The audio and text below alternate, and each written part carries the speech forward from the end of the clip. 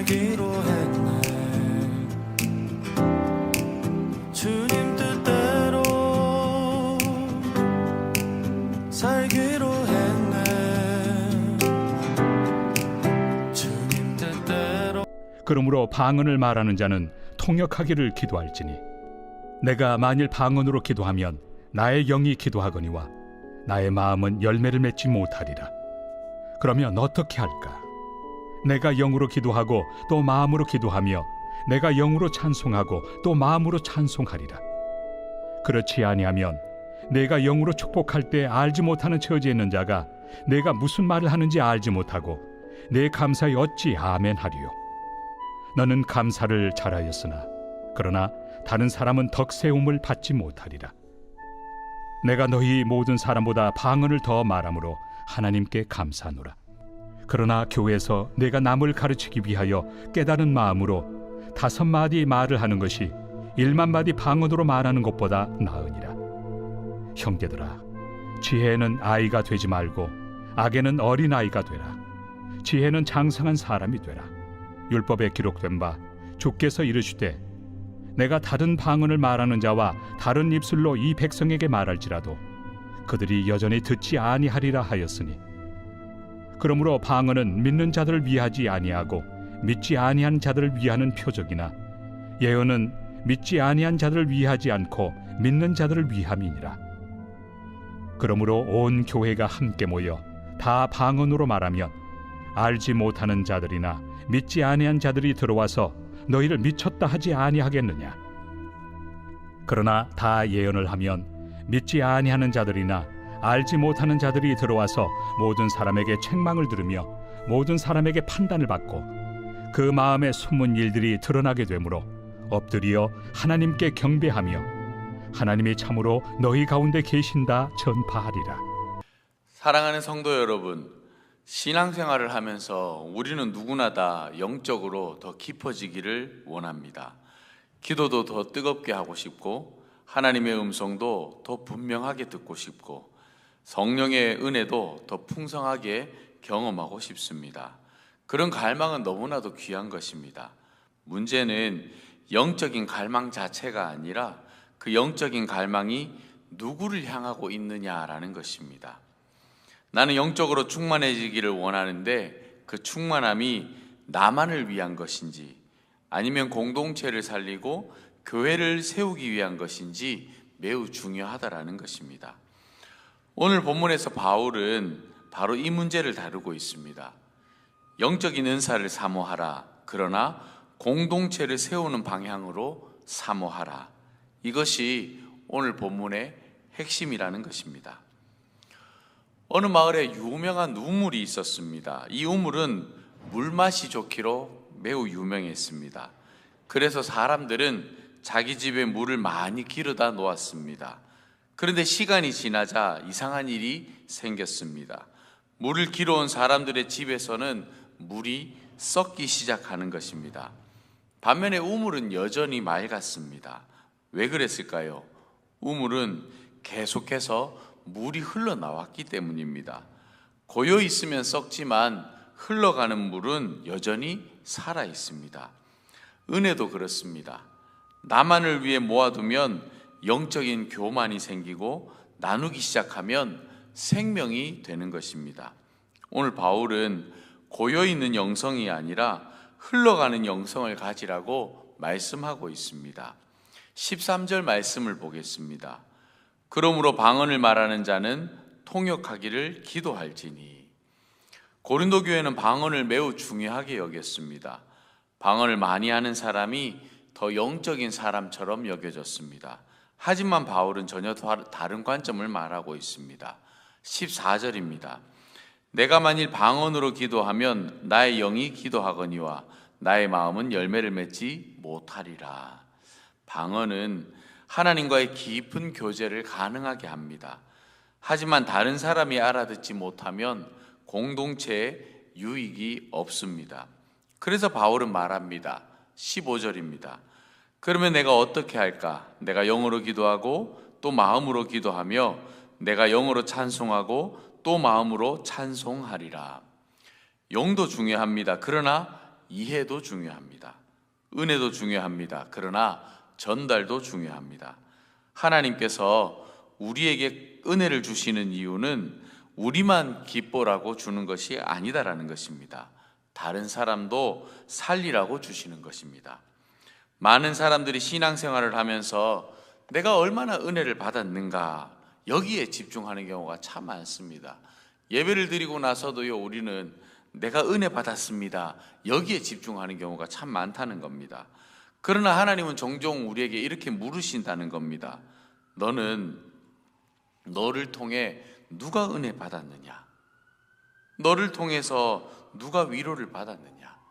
또 너를 통해 누가 살아났느냐? 신앙의 성숙은 얼마나 많은 것을 경험했느냐가 아니라 얼마나 많은 사람을 세웠느냐로 나타난다는 것입니다. 예수님을 보십시오. 예수님은 늘 자신보다 다른 사람을 향해 계셨습니다. 굶주린 사람을 보셨고 병든 사람을 보셨고 상처 입은 사람을 보셨습니다. 하늘의 능력을 자신을 위해 사용하지도 않으셨습니다. 언제나 다른 사람을 위해 사용하셨습니다. 성령의 역사도 마찬가지입니다. 성령의 은사는 나를 높이기 위한 것이 아니라 교회를 세우기 위한 것이다라는 것입니다. 16절에서 19절까지에서 바울은 계속해서 알아들을 수 있는 언어의 중요성에 대해서 말하고 있습니다. 특히 19절은 매우 강력하게 말하고 있습니다. 그러나 교회에서 네가 남을 가르치기 위하여 깨달은 마음으로 5마디 말을 하는 것이 1만 마디 방언으로 말하는 것보다 나으니라, 이렇게 기록하고 있습니다. 굉장히 놀라운 말씀입니다. 5마디와 1만 마디의 비교입니다. 양이 중요한 것이 아니라 이해가 중요하다라는 겁니다. 많이 말하는 것보다 알아듣게 말하는 것이 중요하다라는 것입니다. 우리는 때때로 신앙을 어렵게 만드는 경우가 참 많습니다. 기도도 어렵게 하고 말씀도 어렵게 하고 때로는 간증도 어렵게 하는 경우가 참 많습니다. 그런데 예수님은 그렇지 않으셨습니다. 어린아이도 알아들을 수 있도록 말씀하셨습니다. 씨 뿌리는 비유, 잃은 양의 비유, 탕자의 비유, 다 쉬운 이야기였습니다. 그러나 사람들의 마음을 그 쉬운 이야기가 변화시켰다라는 겁니다. 어떤 사람은 말을 잘하지 못합니다. 성경 지식이 많지 않을 수도 있습니다. 하지만 진심으로 전하는 한마디가 누군가를 살릴 수 있다는 것입니다. 집사님, 제가 기도하겠습니다. 형제님, 하나님이 함께 하십니다. 포기하지 마십시오. 이 짧은 말이 한 사람의 인생을 바꾸기도 한다는 것입니다. 하나님은 화려한 언변보다는 사람을 살리는 언어를 더 기뻐하십니다. 20절 말씀입니다. 형제들아, 지혜에는 아이가 되지 말고 악에는 어린아이가 되라. 지혜에는 장성한 사람이 되라. 고린도 교회는 영적 체험을 자랑했습니다. 그러나 바울은 그것을 미성숙함이라고 말하고 있습니다. 어린아이는 자기만 생각합니다. 배고프면 웁니다. 원하는 것이 있으면 때를 씁니다. 다른 사람은 보이지 않습니다. 그러나 성숙한 사람은 다른 사람을 생각합니다. 신앙도 그렇습니다. 나는 은혜를 받아야 해. 나는 기도 응답 받아야 해. 나는 축복 받아야 해. 여기까지만 머물면 어린아이의 신앙입니다. 성숙한 신앙은 이렇게 바뀌는 겁니다. 우리 교회가 살아나야 한다. 우리 가정이 회복되어야 한다. 한 영혼이 주님께 돌아와야 한다. 누군가가 위로를 받아야 한다. 관심의 중심이 나에게서 공동체로 이동하는 것입니다. 예수님께서 십자가를 지신 이유도 그렇습니다. 자신을 위해서가 아니었습니다. 우리를 위해서였습니다. 십자가는 가장 공동체적인 사랑의 모습입니다. 바울은 교회에 처음 온 사람이 방언만 듣게 되면은 어떻게 되겠냐고 묻고 있습니다. 그는 정신이 이상한 사람일 것이다라고 생각할 것이다라고 얘기합니다. 그러나 예언의 말씀을 듣게 되면 다르다라는 겁니다. 25절 말씀입니다. 그 마음에 숨은 일들이 드러나게 되므로 엎드려 하나님께 경배하며 하나님이 참으로 너희 가운데 계신다 전파하리라. 여러분, 이 말씀이 참된 영성입니다. 참된 영성은 사람들을 하나님께로 이끄는 것입니다. 사람들에게 저 사람 대단하다 이런 말을 듣는 게 아닙니다. 하나님이 살아계신다라는 고백이 나오는 것입니다. 우리의 기도도 그렇습니다. 우리의 봉사도 그렇습니다. 우리의 예배도 그렇습니다. 모든 것은 결국은 사람들이 하나님을 만나도록 하는데 목적이 있다라는 것입니다. 어떤 교회는 프로그램이 좋습니다. 또 어떤 교회는 시설이 좋습니다. 어떤 교회는 음악이 뛰어납니다. 그러나 가장 중요한 것은요, 하나님이 여기에 계시는구나, 이걸 느끼게 하는 것입니다. 그것이 진짜 교회입니다. 사랑하는 성도 여러분, 오늘 말씀을 통해 바울은 우리에게 분명히 말하고 있습니다. 영적인 갈망을 가지십시오. 더 기도하십시오. 더 성령 충만을 사모하십시오. 더 깊은 은혜를 구하십시오. 그러나 그 모든 영적인 갈망의 목적은 나 자신이 아니라 공동체여야 한다는 것입니다. 나를 위한 은혜가 아니라 교회를 위한 은혜, 나를 위한 능력이 아니라 이웃을 위한 능력, 나를 높이는 영성이 아니라 사람을 살리는 영성, 그것이 하나님께서 기뻐하시는 영성입니다. 오늘도 하나님께서 우리에게 은혜를 주시는 이유는 우리가 그 은혜의 통로가 되어서 한 영혼을 살리고 가정을 세우고 교회를 세우고 세상 가운데 하나님을 드러내기 위함입니다. 그러므로 우리 모두의 기도가 이렇게 되기를 바랍니다. 주님, 저를 축복해 주십시오. 그러나 그 축복이 저에게서 끝나지 않게 하여 주시옵소서. 주님, 저에게 은혜를 주십시오. 그러나 그 은혜가 다른 사람에게 흘러가게 하여 주십시오. 주님, 저를 성령으로 충만하게 해 주십시오. 그러나 그 충만함이 교회를 세우고 영혼을 살리는 통로가 되게 해 주십시오. 그러한 성도님들이 되기를 주님의 이름으로 축복합니다. 기도하겠습니다. 사랑과 은혜가 풍성하신 하나님, 오늘 말씀을 통하여 우리에게 영적인 갈망의 목적을 깨닫게 하시니 감사합니다.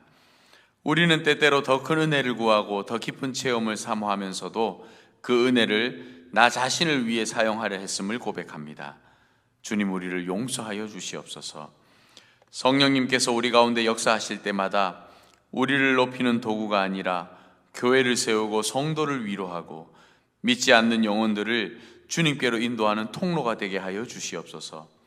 우리의 기도가 공동체를 살리는 기도가 되게 하시고 우리의 말 한마디가 사람을 세우는 말이 되게 하시며 우리의 삶이 하나님께서 살아계심을 증거하는 복된 삶이 되게 하여 주시옵소서.